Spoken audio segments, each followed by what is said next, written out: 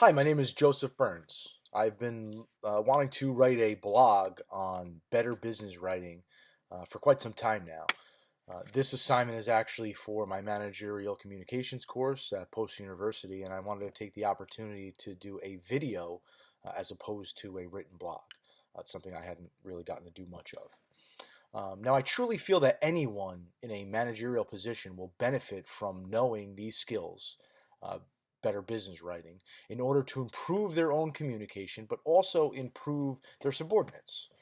And we have to understand that building up our subordinate skill sets should be viewed as one of those central goals of supervision. Now, the first tip is a combination of 2 points. It's figuring out exactly what type of message you are trying to convey and the manner in which that message will be delivered. For example, if this is an email, what is the purpose of the email? What am I trying to say? Or am I trying to ask something like clarification on an assignment or maybe a review of work that's already been submitted? The point is that the message needs to be crafted in such a way that the audience knows exactly what the purpose of the communication was. Don't wander off topic. Be clear, be concise. Now, determining the delivery method, is equally important, and it's a decision that often has a lot to do with what the message actually is going to be. If we're firing somebody, for example, are we putting our best foot forward by doing so over an email or over the phone? Probably not. In a situation like firing, it's probably best to do face to face so you can deliver the message with tact and empathy. And empathy is extremely important, especially in a situation like that. Now, if the message is a review of a previous quarter's sales figures, you might be able to achieve the same communication goal in a memo or an email, as opposed to that face-to-face communication.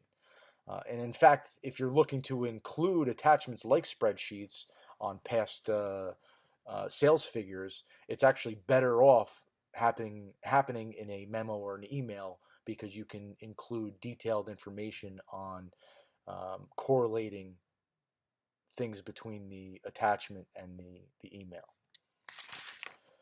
When the delivery method is written, the most important thing is to make sure that the spelling, grammar, and punctuation are accurate.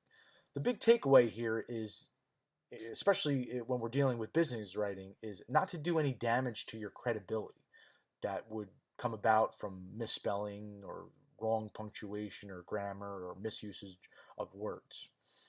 You have to understand that having a poorly written email can sink a business meeting, a sales possibility, or even an advancement opportunity. As a personal story, I received an email while attending a meeting with a group of colleagues. In the email, the writer was attempting to say that our presence was at the event was viewed positively, but they wrote their presence. And I have a sheet here that I'd like to show as an example, their presence. So an error like that signals to the reader that the person initiating that communication couldn't be bothered with its accuracy. In essence, they were lazy, and that leads us to our last point.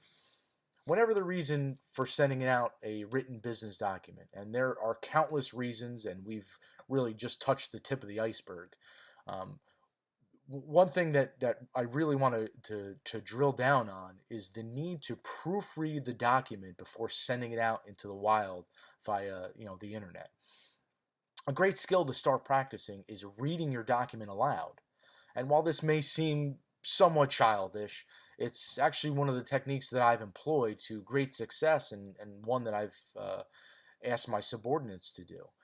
You see, by reading things out loud, you are more likely to catch a misused word or an error in messaging. So that's it. Those are my quick tips for being a better business writer. And it's knowing why you are writing, who are you writing to, and what do you want to say. What's the method that you're going to use to deliver the message?